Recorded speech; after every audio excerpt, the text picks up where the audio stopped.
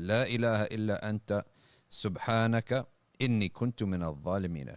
This prayer is the greatest prayer. It is the best prayer for someone who is in deep hardship, deep waters.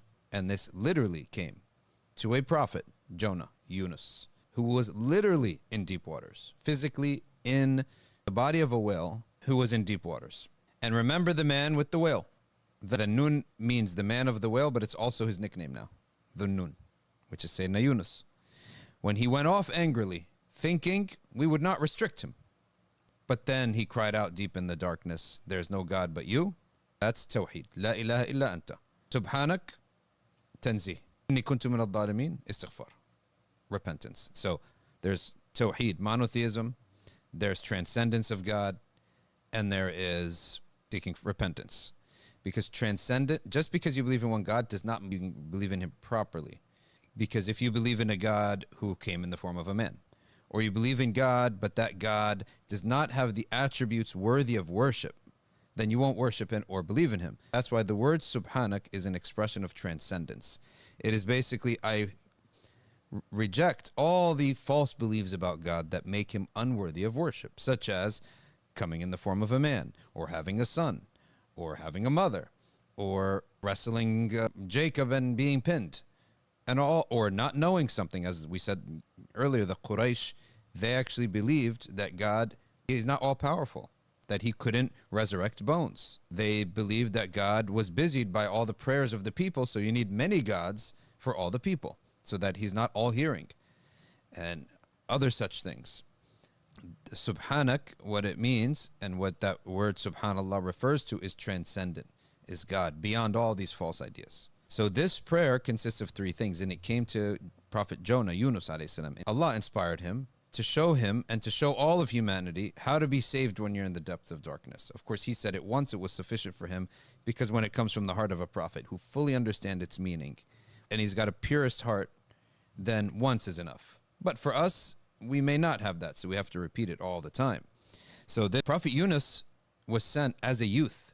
He was sent to Nineveh, which is the city where Prophet Abraham was born, also known as Ur.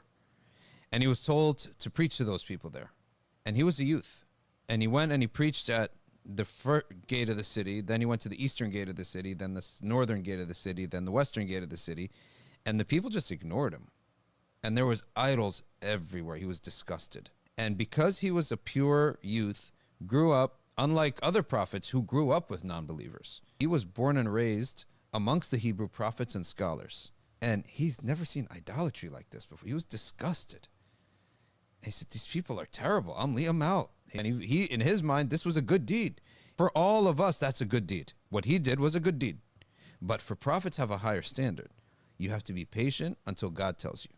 You cannot leave the city until Allah tells you leave the city, like he told Lot, Prophet Lut. Now take the believers and leave the city, then Allah destroyed the city. So he did something that would have been good for all of us to do, leave paganism, but for a prophet it was no good. And he imagined that this is going to be acceptable.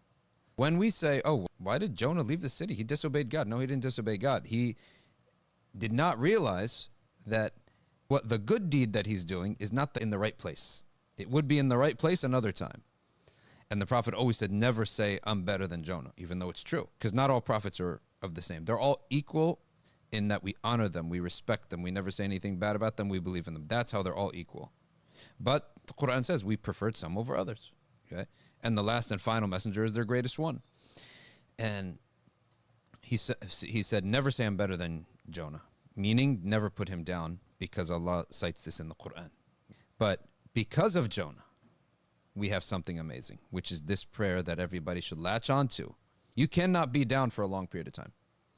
And there's a philosophy which I like, and I tend to think it's true, that depression, it's small sadnesses that just never get cured. And they add up one after another, that never get repelled from the body, like a tumor. I'm sure every one of us has some bad cells out there, but when they come together, form a tumor.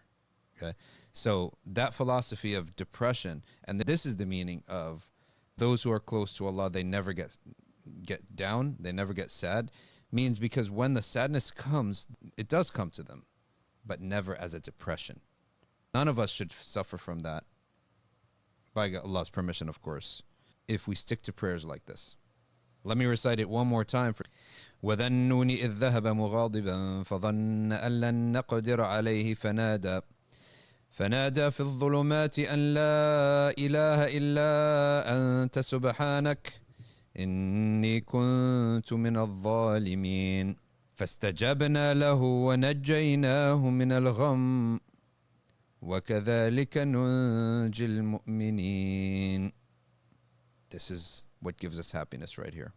We immediately answered him. Fa, the letter fa, when you see that in the Quran, means immediately.